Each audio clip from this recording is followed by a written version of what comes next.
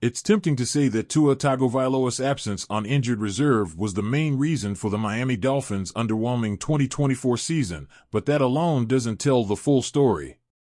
Even with Tua on the field for most of the year, the Dolphins have been an average team at best, sitting at a 5-5 record. Average doesn't get you to the playoffs. Not even close. So, what really happened? What took this team from being a legitimate contender for the AFC's number 1 seed to being on the brink of irrelevance? There's no single reason. There rarely is. But the issues are clear. Some key players just haven't played up to expectations. Yes, we're talking about Tyreek Hill too. And on top of that, the decisions made during the offseason have come back to haunt this team. Let's start with Robert Hunt and Christian Wilkins. The Dolphins chose not to re-sign them, and while it's easy to criticize that decision now, the reasoning was understandable at the time. Hunt's price tag was always going to be steep, and the Carolina Panthers gave him the kind of deal Miami couldn't justify. Still, the real mistake wasn't letting him go, it was believing they could manage without him. Miami didn't bring in a quality replacement and instead put their faith in Robert Jones and Liam Eichenberg. That decision has backfired in a big way. The offensive line hasn't been good enough, and Hunt's absence has been glaring. Wilkins was a tougher call. Paying big money for a defensive tackle, even one as solid as Wilkins, is always a debate. He's not Aaron Donald or Chris Jones, he's not the kind of player who can single-handedly change games. And with his season cut short by injury in Las Vegas, it's not like the Dolphins completely misjudged his value.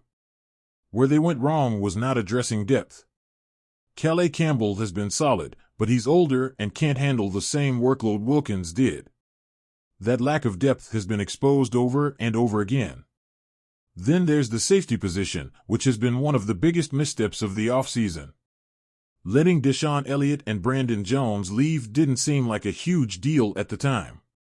Elliott had a good but unspectacular 2023 season, and Jones, while talented, hadn't quite put it all together.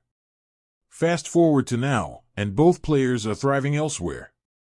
Elliott has been a perfect fit in Pittsburgh's defense, and Jones has developed into one of the best safeties in the league with Denver.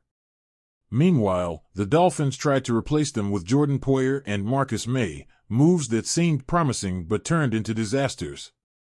Poyer has struggled all season, and May was cut before the year was even over. The Dolphins miscalculated here, plain and simple. They underestimated what they had, and they're paying the price. The backup quarterback situation might be the most frustrating part of all of this. Tua has had injuries before. Everyone knows this. Yet Miami entered the season without a reliable backup plan, and when Tua went on IR, the offense completely collapsed. Over 4 games, they won just once, and the quarterback play was some of the worst in the league. A competent backup could have won them another game or two, and that might have been enough to keep the season alive. It wasn't bad luck. It was a preventable mistake, and it's one the Dolphins absolutely can't make again. The Odell Beckham Jr. signing only added to the confusion. Miami knew Beckham might not be ready for the start of the season because of his knee injury, but they brought him in anyway. As it turns out, he was never healthy, and he never made an impact. Beckham's time in Miami feels like a wasted experiment. Without him, the Dolphins never found a true third option at wide receiver. Jonnu Smith and Devon Achane helped pick up the slack, but relying on a tight end and a running back to fill that role isn't sustainable. It's been a frustrating year, and not just because of the losses. This team had so much promise, so much talent, and yet it fell apart. The mistakes made during the offseason were significant, but the execution on the field hasn't been good enough either. Too many players haven't lived up to expectations. Too many positions have been left exposed.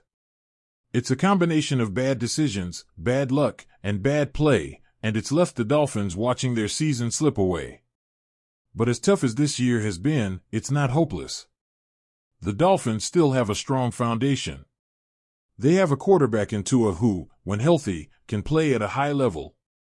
They have playmakers like Tyreek Hill and Jalen Waddle, and they've seen flashes of brilliance from guys like Achane and Smith. This team isn't broken, it's just incomplete. The problems are fixable, but only if the Dolphins learn from what went wrong. It starts with smarter decisions in the offseason. They need to prioritize the offensive line. They need to add real depth at quarterback.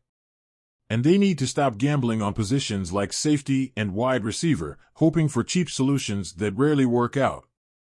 The margin for error in the NFL is too small for that kind of approach. This season has been a lesson.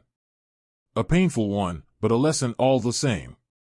The Dolphins can't let this happen again. They have the talent to compete, but talent isn't enough. It's about making the right decisions, the ones that don't just look good on paper but actually work on the field. This year has been a step back, but it doesn't have to define the Dolphins. The real question is, what do they do next? Will they learn from their mistakes? Will they fix what's broken? Or will they let another season slip away? The answers will come in the months ahead. What's clear right now is that the Dolphins have work to do, hard work, uncomfortable work. But if they get it right, this team can come back stronger. This season is a disappointment, but it doesn't have to be the end. It's up to the Dolphins to decide what comes next.